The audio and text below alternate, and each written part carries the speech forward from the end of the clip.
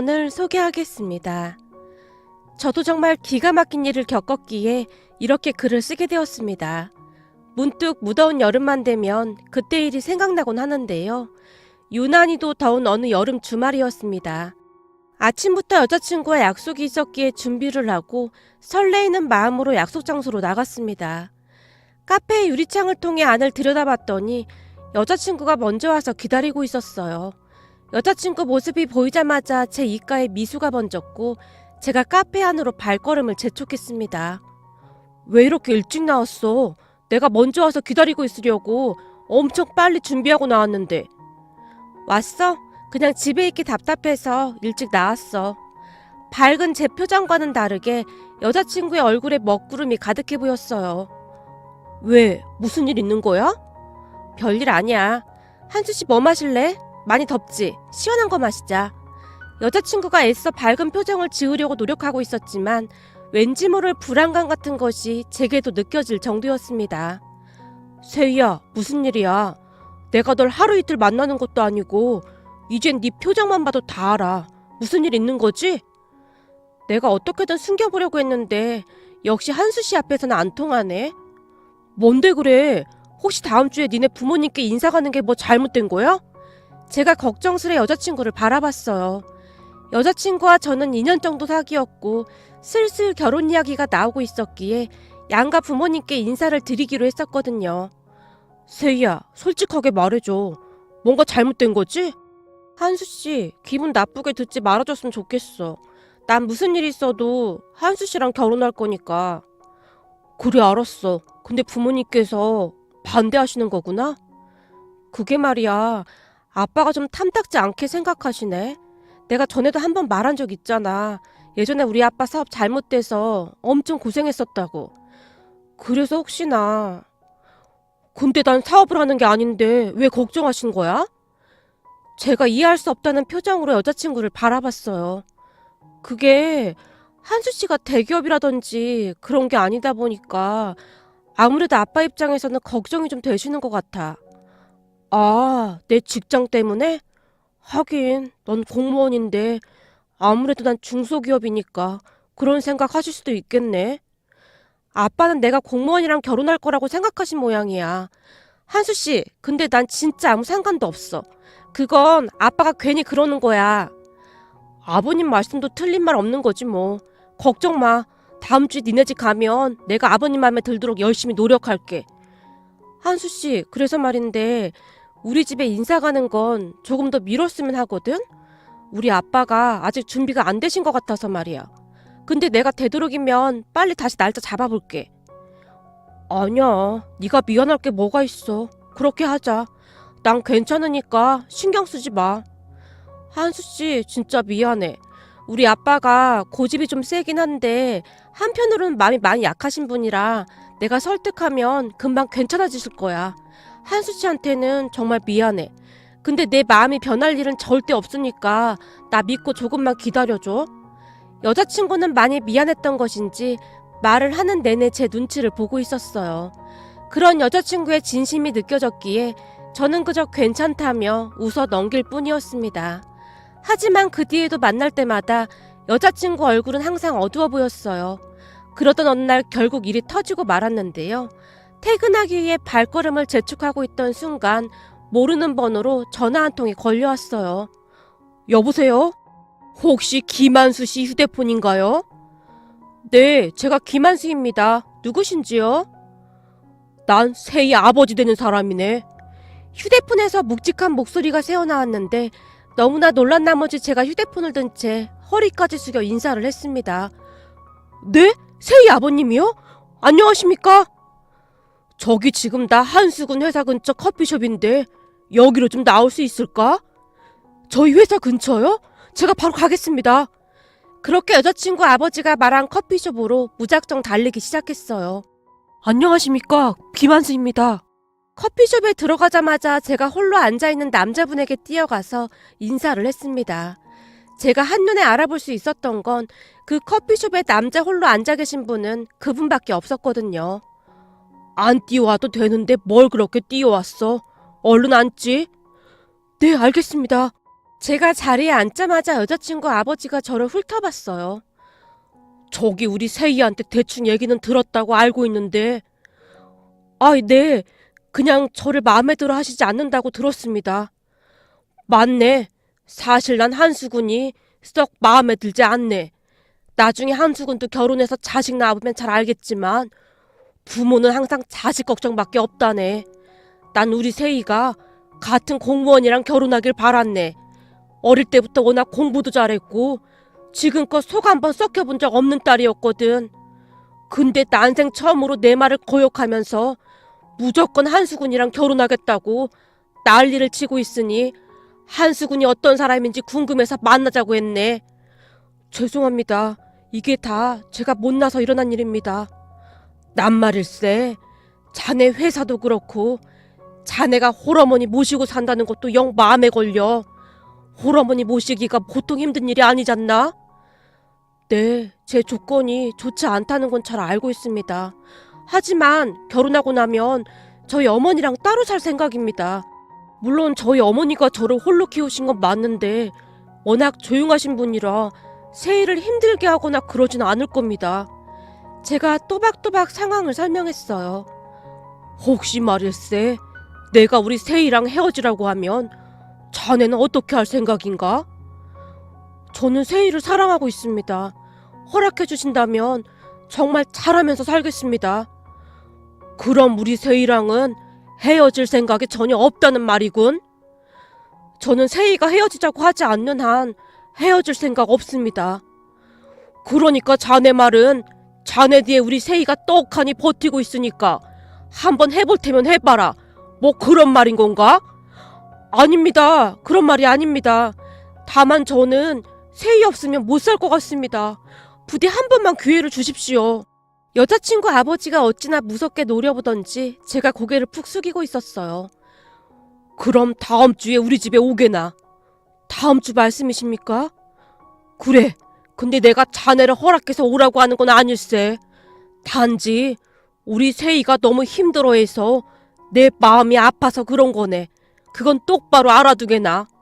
그냥 와서 밥이나 먹고 가는 거 그 이상도 그 이하도 아니란 말일세. 그리고 오늘 우리가 만난 건 우리 세희한테 절대 말하지 말고 자네 전화번호도 세희 휴대폰에서 몰래 알아내는 거니까. 네, 알겠습니다. 제 대답을 들은 여자친구 아버지가 바로 일어나서 나가버리셨어요. 그런 여자친구 아버지의 뒷모습을 한동안 바라보고 있었는데요. 아무래도 여자친구와의 결혼이 쉽지만은 않겠구나 하는 생각이 들었습니다. 저를 바라보는 여자친구 아버지의 눈빛은 싸늘하다 못해 원망이 가득해 보였거든요. 어쩌면 결혼을 못할 수도 있겠구나 하는 생각까지 들었습니다. 그날 여자친구를 만났는데요. 한수씨, 드디어 우리 아빠가 한수씨를 집에 초대했어. 거봐, 내가 뭐라고 했어? 우리 아빠 마음 약하신 분이라 조금만 지나면 괜찮아지실 거라고 했잖아. 우리 아빠가 날 워낙 예뻐하셔서 나 마음 아파하는 건 절대 못 보시는 분이거든. 그렇네. 근데 한수씨 반응이 왜 그래? 하나도 안 기쁜 것 같은데? 아니야. 나도 엄청 기뻐. 근데 얼굴에 하나도 안 기쁘다 이렇게 써있는데? 아니야. 오늘 회사에서 일이 좀 있었거든. 그래서 좀 피곤하네. 그래? 그럼 오늘은 일찍 들어갈까? 한수씨 집에 가서 좀 쉬어. 그럴까? 아무래도 머리가 너무 아파서 좀 쉬어야겠다. 그날은 집에 일찍 들어가서 쉬었는데 여자친구 집에 인사를 가야 하나 말아야 하나 엄청난 고민이 되었어요. 그곳에 가서 아무렇지도 않은 척 있을 자신이 없었으니까요. 그렇게 며칠 동안 홀로 고민만 하고 있었지만 너무나 해맑은 표정으로 즐거워하는 여자친구를 보며 차마 어떠한 말도 하지 못한 채 약속한 주말에 여자친구 집에 인사를 갔습니다. 여자친구 어머님은 아버님과는 다르게 반가운 얼굴로 맞아주셨어요. 하지만 여자친구 아버님은 뒤에 서서 무표정한 얼굴로 계셨고요.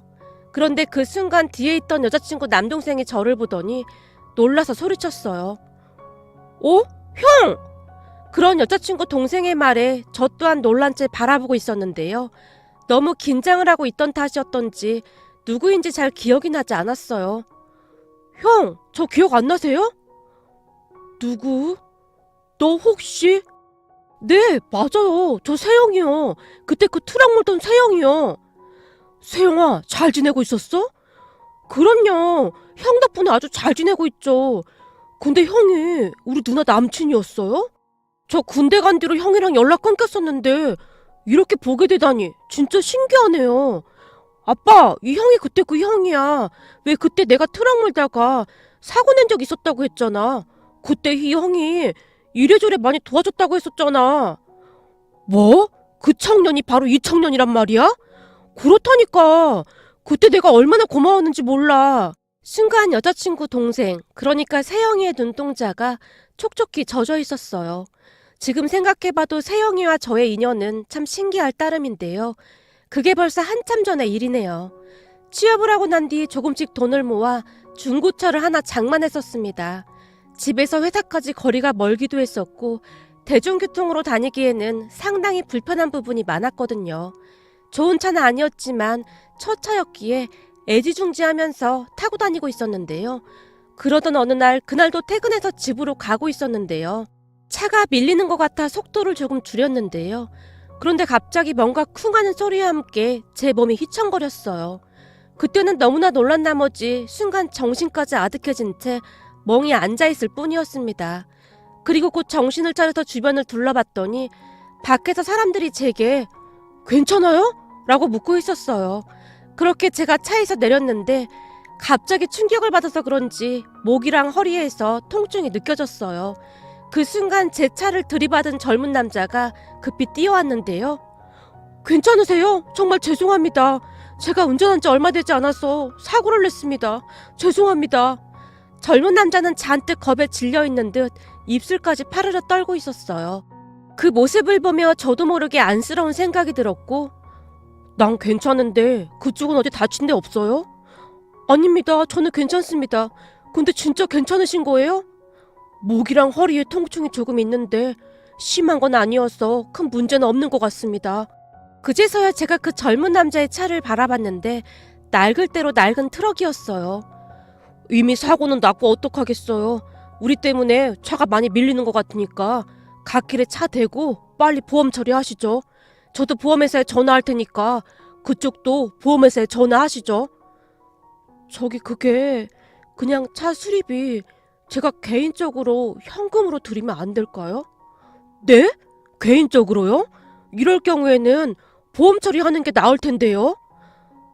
저기 그게 남자가 새파랗게 질린 채 땅바닥만 바라보고 있었어요.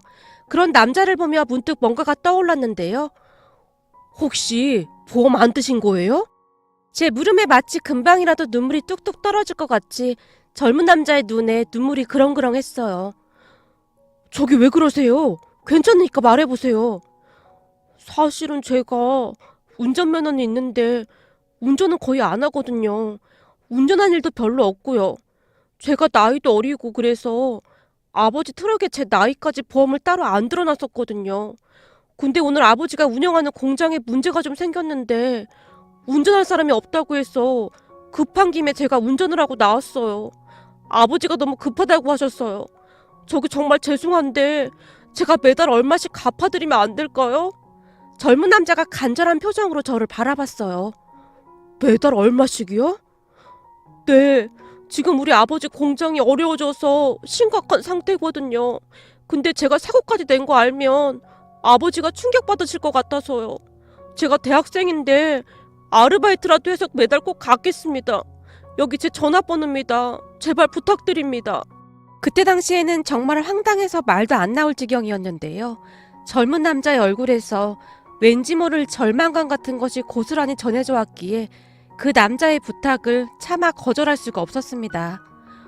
알겠어요. 그럼 우선은 지금 배송 가는 모양인데 일 다 보시고 나중에 연락 줘요. 상품이 파손된 건 아닌지 모르겠네요. 정말요? 정말 감사합니다. 그럼 제가 매달 얼마씩 꼭 갚아드릴게요. 이거 배송 끝나고 바로 연락드리겠습니다. 이 은혜 잊지 않겠습니다. 그렇게 저는 집에 돌아왔고 집 근처 자동차 정비소에 차를 맡겼습니다. 물론 수리비가 꽤 나왔고요.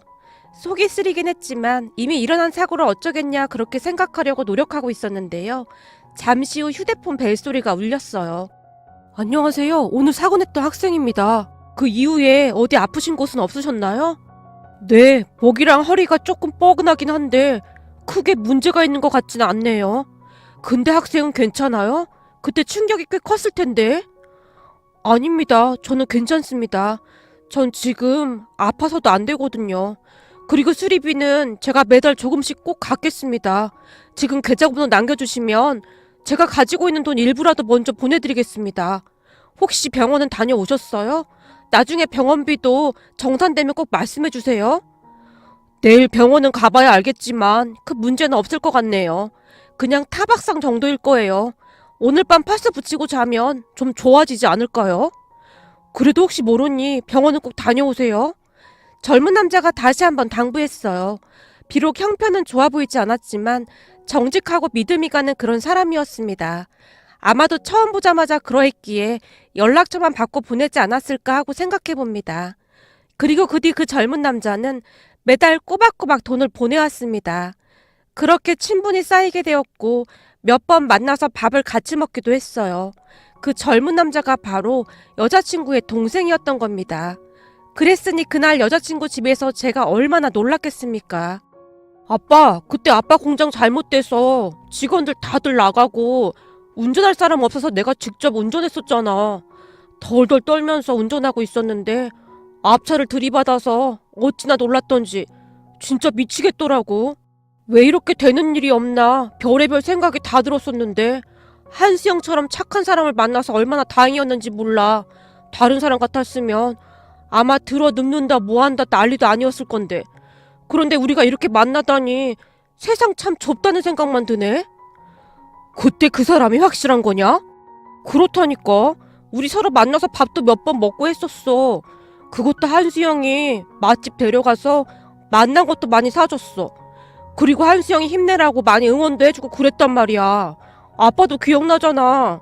나중에 내 얘기 듣고 아빠가 한수영한테 얻어먹지만 말고 밥이나 한 끼 사주라고 돈까지 지어줬었잖아. 세상에 이런 일이 다 있어? 여자친구 아버지의 표정이 순식간에 바뀌어 있었습니다. 그땐 정말 고마웠네. 하루아침에 공장이 그리 돼서 내가 제정신이 아니었어.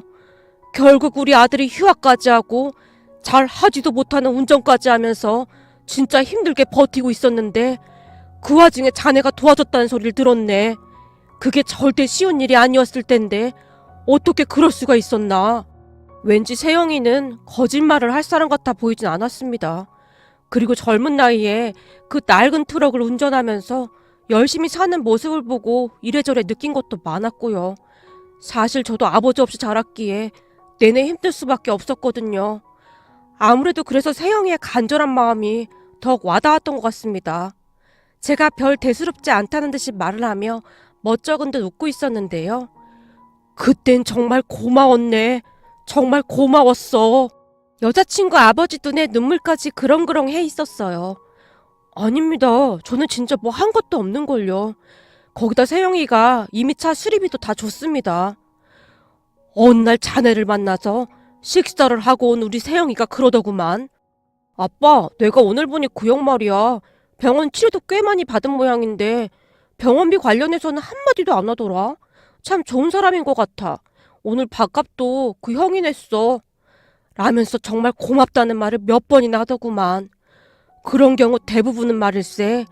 병원에 누워서 합의금으로 조금 더 돈을 더 뜯어내려고 혈안이 되어 있거든. 생각해보게나. 세영이가 보험도 안 들었으니 더 그러지 않았겠나. 그땐 자네한테 어찌나 고맙던지 말일세.